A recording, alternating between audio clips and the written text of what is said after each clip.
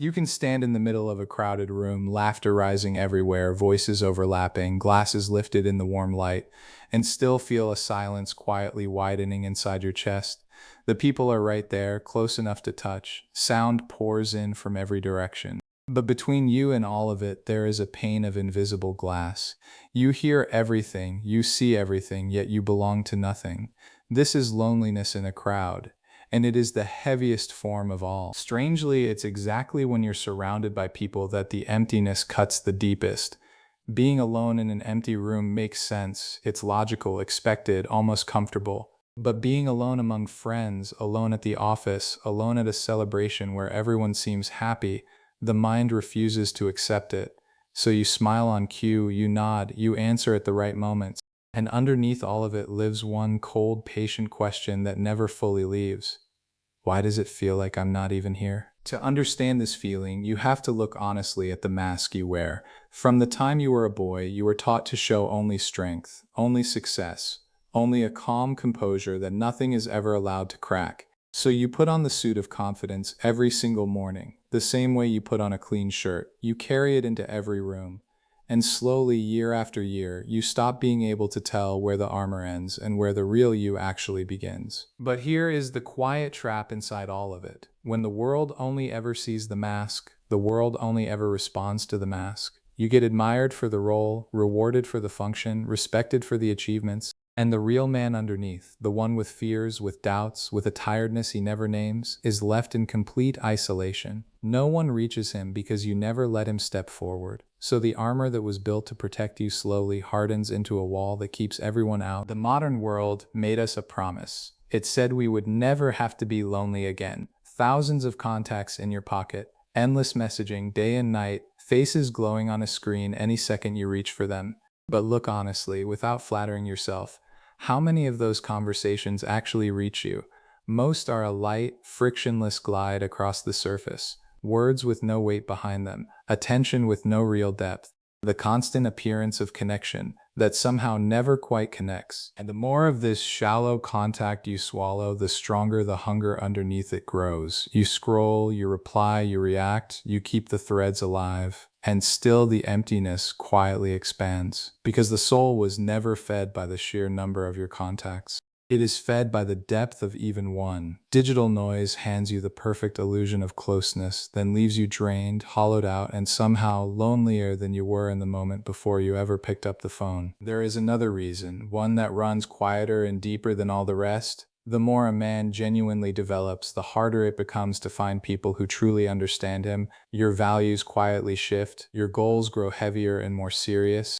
Scars form somewhere inside that you never speak aloud to anyone, and one day you begin to notice something unsettling. The words that once bound you to everyone around you no longer land. They go out into the room, and nothing comes back. Understand, this is not arrogance, it is simply the price of walking a path that is genuinely your own.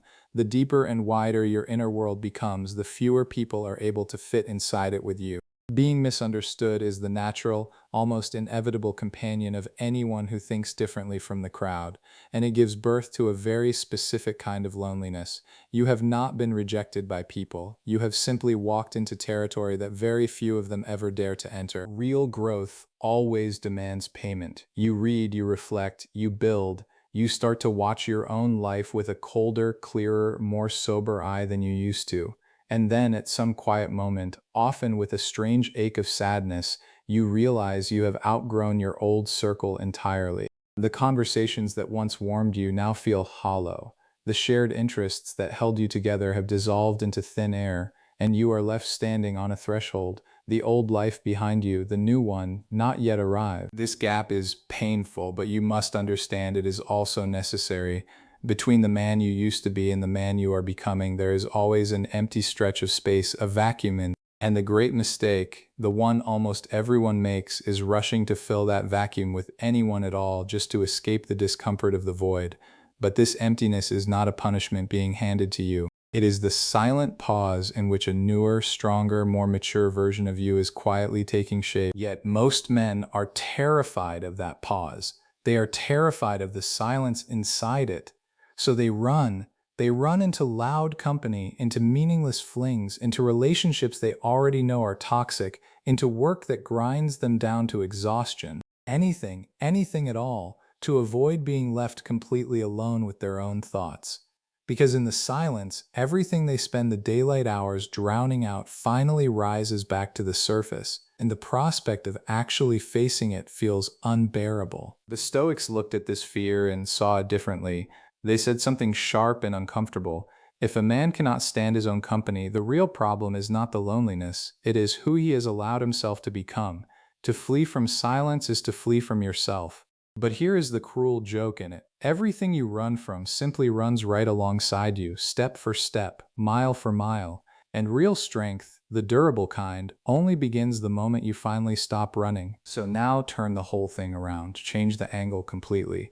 What if this loneliness was never a curse at all, but a kind of sacred, protected space? A rare stretch of time when no one is pulling at your sleeve, no one is dragging you in 5 directions, and you can finally hear the faint needle of your own inner compass. In that silence, and only in that silence, you can tell where you genuinely want to go, instead of where other people's noise and expectations keep shoving you. Think of a grandmaster sitting at the chessboard. He is silent. He is completely alone inside his own mind.